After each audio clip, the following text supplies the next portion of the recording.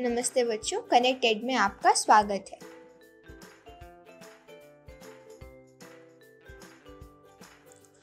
बच्चों, आज हम जिस पाठ को पढ़ने जा रहे हैं उसका नाम है सभ्यता का आरंभ। बच्चों, इस पाठ में हम काफ़ी नई और रोमांचक चीज़ें जानेंगे।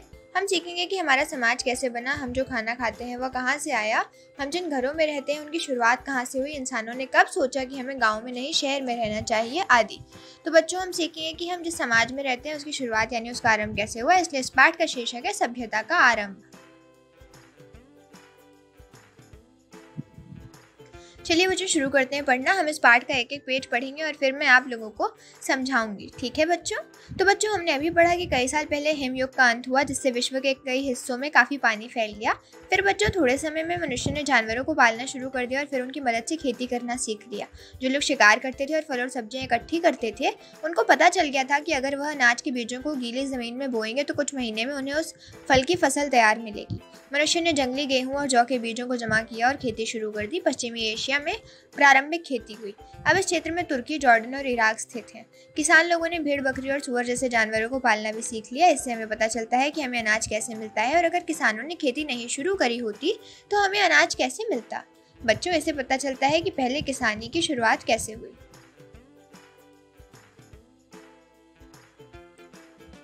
अब जब किसानों ने खेती करना सीख लिया था तो अब मनुष्य को खाने की तलाश करने की ज़रूरत नहीं थी और अब इंसानों ने एक जगह पर टिककर रहना शुरू कर दिया और रहने के लिए घर बनाना शुरू किया। पहले किसान पत्थरों के औजारों का इस्तेमाल करते थे, लेकिन फिर उन्होंने तांबे के शस्त्र बनाना एवं इस्तेमाल करना सीख लिया। बच्चों, अब बारी है प्रथम नगर के बारे में पढ़ने की। चलिए बच्चों, समझते हैं। हमने सीखा कि कृषि की खोज से इंसान एक जगह टिककर घरों में रहने लगे थे और इसी प्रकार धीमे धीमे करके गाँव बसने लग गए और एक एक करके ये गाँव विकसित होकर नगर बन गए। बच्चों, सबसे पहले नगर किसी नदी के किनारे बसा था। अब जैसे जैसे इन नगरों में रहने वाले लोगों की संख्या बढ़ने लगी वैसे वैसे सड़कों और जल निकास प्रणाली जैसी जरूरी चीज़ों का विकास होना भी शुरू हुआ। नगरों में व्यापार होने शुरू हो गए। बच्चों, अब हम आगे बढ़ते हैं और प्रथम सभ्यताओं के बारे में पढ़ते हैं। बच्चों, हमने थोड़ी देर पहले पढ़ा कि कैसे मनुष्य खेती करना सीख गए थे और खेती करने से किसानों के पास इतना अनाज आया था जो कि एक बड़े जन समूह के लिए काफ़ी था और इसलिए हर किसी को खेती करने की ज़रूरत नहीं थी।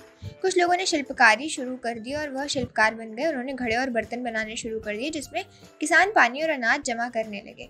वह सिर्फ बर्तन ही नहीं, सुंदर सुंदर जेवर और लकड़ी का सामान भी बनाने लगे। लोहारों ने किसानों की आवश्यकता के अनुसार उनके लिए औजार और शस्त्र बनाए और इसके बदले वह किसानों से अनाज ले लेते थे, लेकिन इन्हें ढंग से रहने के लिए नियमों की जरूरत थी। तो बच्चों, ये प्रथम सभ्यताएं थी जो एशिया और अफ्रीका में पनपी।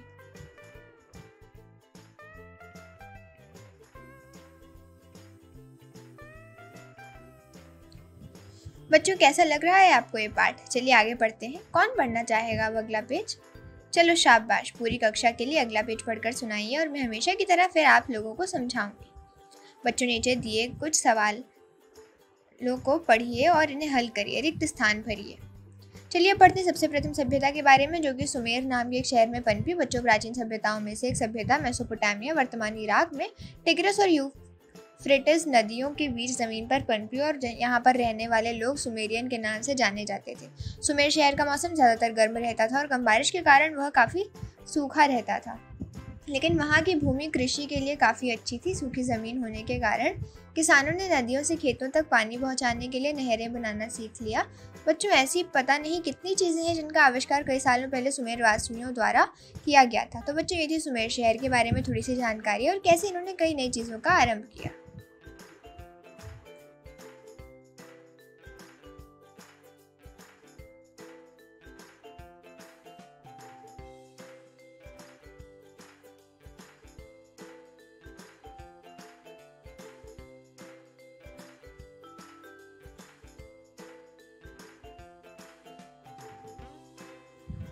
बच्चों, हमने पढ़ा कि कैसे सुमेरवासियों ने नहरों का आरंभ किया। इतना ही नहीं बल्कि कैलेंडर, अंक प्रणाली, प्रथम लिपि और विद्यालय का आरंभ भी उन्हीं के द्वारा हुआ। लेकिन वह सिर्फ यहीं तक सीमित नहीं थे। कुम्हार के पहियों का उन्होंने पहली बार वाहन के पहिए की तरह इस्तेमाल किया। सुमेर के जो धातुकार थे उन्होंने तांबे और टीन को मिलाकर कांसे का ईजाद किया। उन्होंने लोगों के लिए नियमों को बनाना आरंभ किया। बच्चों, सुमेरवासी काफ़ी अच्छे ज्योतिषी और गणितज्ञ भी थे। क्या आप लोग जानते हैं कि सुमेरवासियों ने ही बताया कि 1 घंटा 60 मिनट के बराबर होता है, लेकिन फिर युद्धों की वजह से सुमेर की सभ्यता खत्म हो गई, पर भारत, मिस्र और चीन में नई सभ्यताएं स्थापित हो गई। सुमेर की सभ्यता की तरह ये भी नदियों के किनारे बसी थी।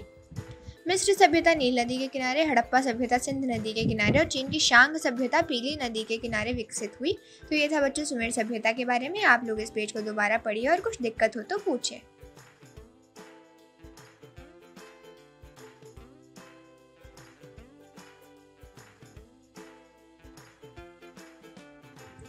बच्चों नीचे दिए हुए सवालों को हल करें और उनके उत्तर कॉपी में लिखें, रिक्त स्थान भरो। तो बच्चों आगे बढ़ते हुए हमने अभी सुमेर सभ्यता के बारे में जाना। अब हम सीखेंगे ऐसी ही एक सभ्यता के बारे में। अब हम मिस्र की सभ्यता के बारे में पढ़ेंगे। बच्चों मिस्र के रहने वाले पीने के लिए और खेतों में सिंचाई करने के लिए नील नदी पर आश्रित थे। हर साल उस नदी में बाढ़ आती थी, जिस वजह से नदी के किनारों पर खेती लायक मिट्टी जमा हो गई थी। किसान रोटी और बियर के लिए गेहूँ और जौ, कपड़े के लिए फ्लैक्स, फल और सब्जियाँ उगाने लगे। उन्होंने मवेशी और भेड़ पालना शुरू कर दिया था। ऐसे ही घर बढ़ते जा रहे थे और बढ़ते बढ़ते एक राज्य बन गया था जिसका एक राजा भी था।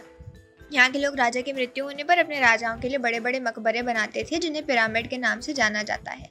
मिस्रवासी मरणोपरांत जीवन में विश्वास रखते थे। वहाँ के लोग मकबरे में राजा के मृत शरीर के साथ वे सारी चीजें रख देते थे जो अगले जीवन के लिए आवश्यक समझते थे, और इन्हीं चीजों से विज्ञान को इस हजारों वर्ष पुरानी सभ्यता के बारे में पता चला है।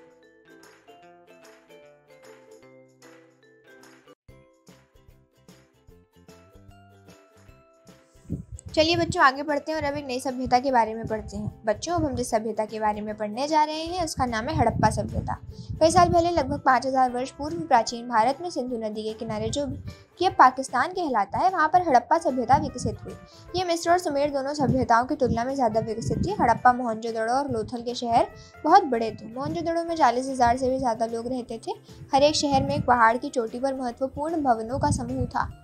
बच्चों ये जो मंदिर थे वह सार्वजनिक स्नानागार और अनाज के गोदाम थे। हड़प्पा की गलियां सीधी थीं और इन्हीं गलियों में मकानों की कतारें थीं। इनमें से कुछ इमारतें 3-2 मंजिल भी थीं और जो बड़े मकान थे उनमें पीने वाले पानी के कुएं थे। मोहनजोदड़ो के लोगों ने पहली जल निकास प्रणाली की व्यवस्था की। मकानों में स्नानागार व शौचालय भी थे।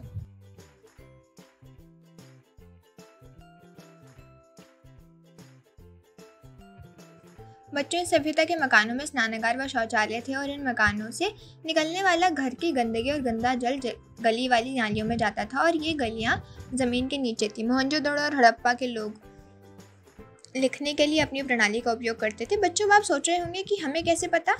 ये बच्चों हमारे वैज्ञानिकों को कुछ मिट्टी की मुहरें मिली थी और इन मुहरों पर उनकी लेखन कला थी। वैज्ञानिकों का मानना है कि ये मोहरें व्यापारियों द्वारा कपास के गट्ठे या अनाज के बोरों पर चिन्ह लगाने के लिए प्रयोग में लाई जाती होंगी। इससे बच्चों हमें यह भी समझ आता है कि भूकंपों और बाढ़ों या महामारियों के कारण मोहनजोदड़ो, हड़प्पा और लोथल सभ्यताएं नष्ट हो गईं।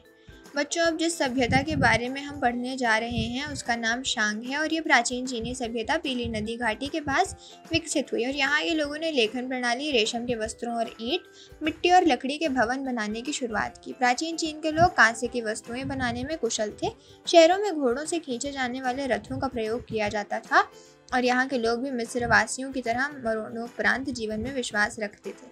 इसलिए इन्होंने भी अपने राजाओं के लिए मकबरे बनवाए थे। राजाओं के मकबरे में राजा के मृत शरीर के साथ नौकरों, सिपाहियों और जानवरों के मृत शरीर और अगले जन्म में काम आने वाली चीजें रखी जाती थी। तो बच्चों इसी के साथ हमारा पाठ समाप्त होता है। आशा है कि आप लोगों को ये पाठ अच्छे से समझ आया होगा।